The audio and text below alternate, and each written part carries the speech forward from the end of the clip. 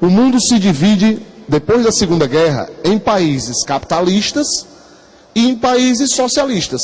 Nós vamos ter agora, começando, o que vai ser conhecido como mundo bipolar. Duas ordens ou dois polos de poder. Esse mundo bipolar vai ficar dividido exatamente assim. Tá vendo aí?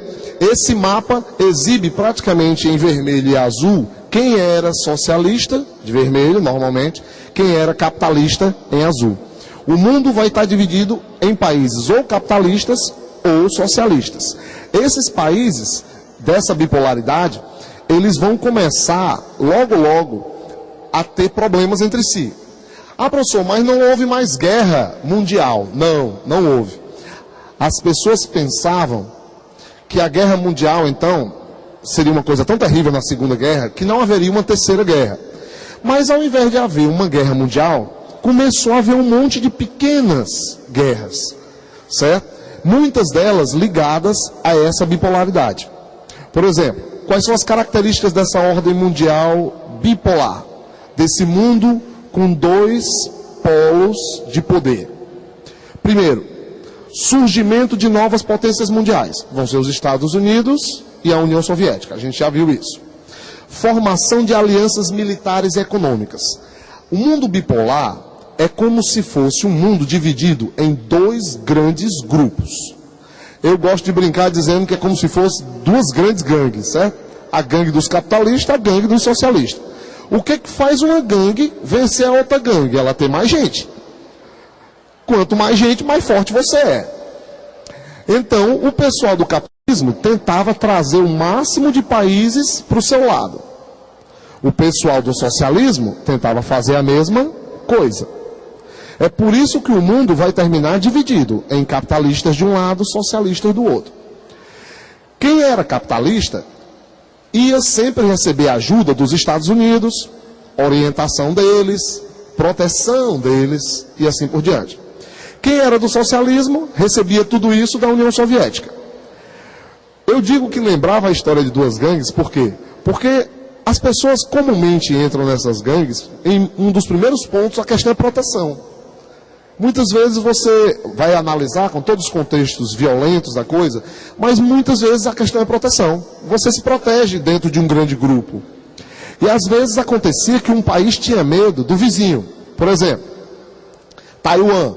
Taiwan morria de medo da China. Tinha medo que a China invadisse ela. Aí o que Taiwan fez? Se aliou aos capitalistas.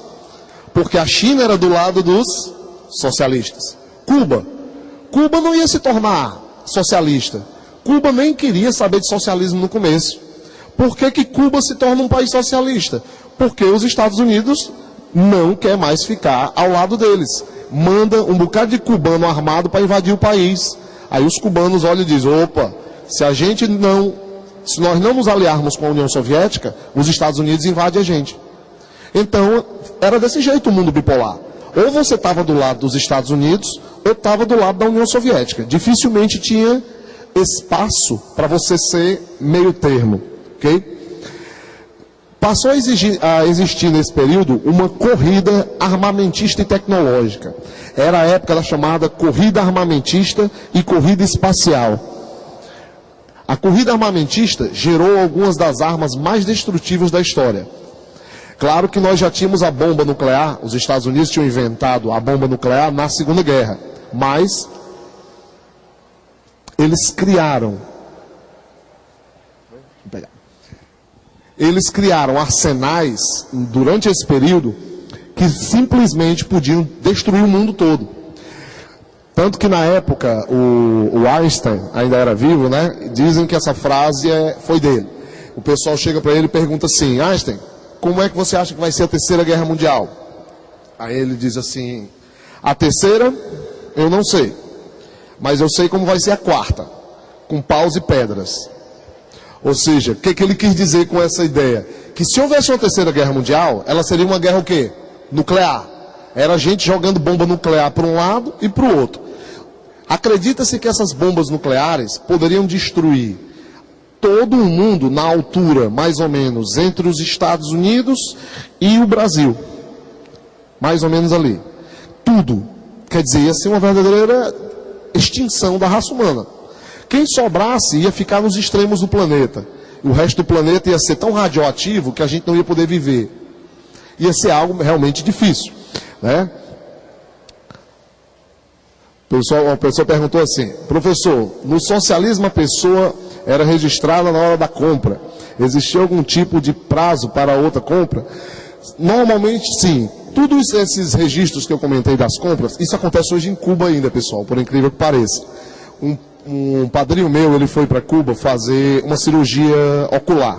Cuba, eles têm uma medicina nessa parte de cirurgias de vista, né, muito boa. E os cubanos ainda não podem comprar livremente nas lojas. Tem lojas que vendem, por exemplo, coisas básicas, tipo shampoo. Não pode vender para cubano, só vende para turista. Entendeu? Eles só podem comprar aquela quantidade. Então, se você comprou aquela quantidade, registrou, você só pode comprar no outro mês. Entendeu? E minha tia, na época, ela estava no hospital, as enfermeiras, ela comprava as coisas tudo escondido para as enfermeiras, exatamente para fazer amizade com o pessoal, enquanto ele estava lá. Mas ela disse que se espantava, que era coisa simples, sabonetes, material de limpeza de forma geral, certo? Essas coisas assim, era tudo registrado. O cubano não entrava lá. Para você entrar na loja, tinha que entrar com passaporte, que era para mostrar que você não era cubano, né? Então, realmente, você tinha aquela quantidade por mês, no outro mês você ia novamente. Tudo era dividido em distritos, né? Mas olha só, continuando a ideia da Guerra Fria, né? Olha essa imagem. Essa imagem foi feita por um cartunista, né, chamado Belmont. Ele mostra, eu acho que já foi tema de muitas provas essa imagem. Você vê aqui o presidente dos Estados Unidos da época, que é o Truman, e o Stalin, os dois jogando futebol. Mas você vai notar que a bola é o mundo, é um globo.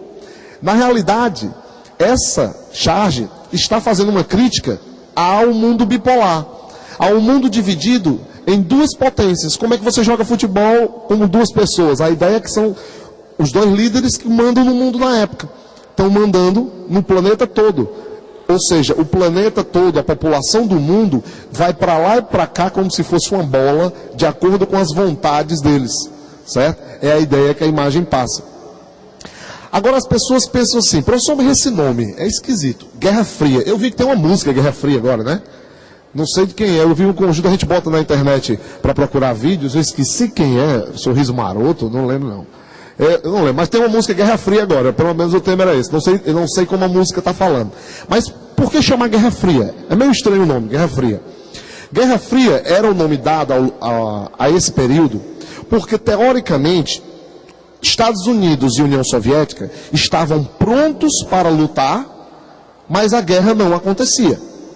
Então era como se a guerra tivesse congelada. Entendeu a ideia? Então as pessoas podem tentar entender errado. Quer dizer que não teve guerras durante a Guerra Fria? Não houve guerras entre Estados Unidos e União Soviética diretamente. Mas o que eles faziam? Aquilo que o pessoal faz na escola, né? Cutuca o cara aqui e diz: ei, macho, ele falou da tua mãe, vai lá, pega ele, entendeu? Aí o cara vai lá e briga com o outro. Você fica aqui de fora, nem diz ai, nem se meteu na história, e os dois estão se batendo acolá. Pois acontecia isso indiretamente entre os países. Os Estados Unidos ajudavam alguns países, a União Soviética ajudava outros, e esses países brigavam entre si. Houve um monte de guerra durante a Guerra Fria.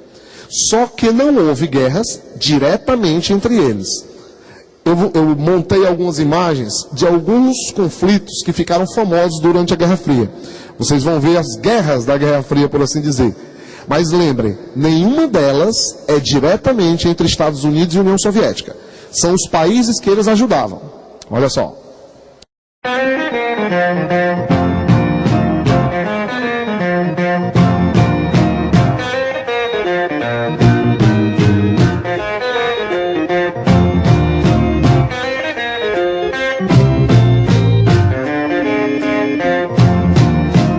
Boom, boom, boom. bum bum, gonna shoot you right down, take you in my arms.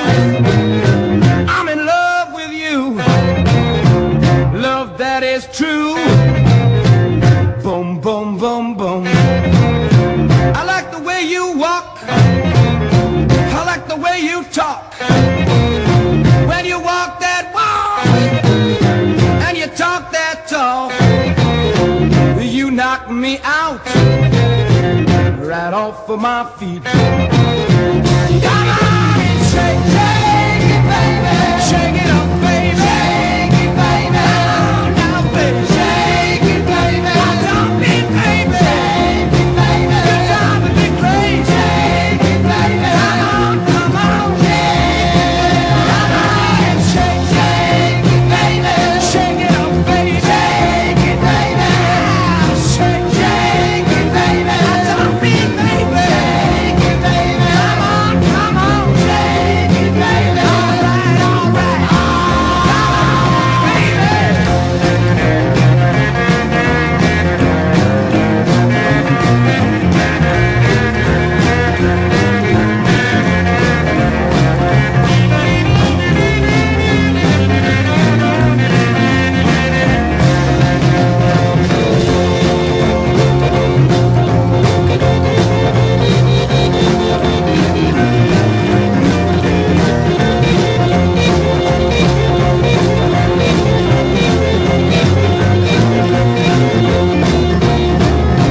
The way you walk, the way you talk, when you walk that walk and you talk that talk, you knocking me out right off of my feet. I need you right now, I mean right now. I don't mean tomorrow, I mean right now. Come on, come on, come on, shake it up, baby.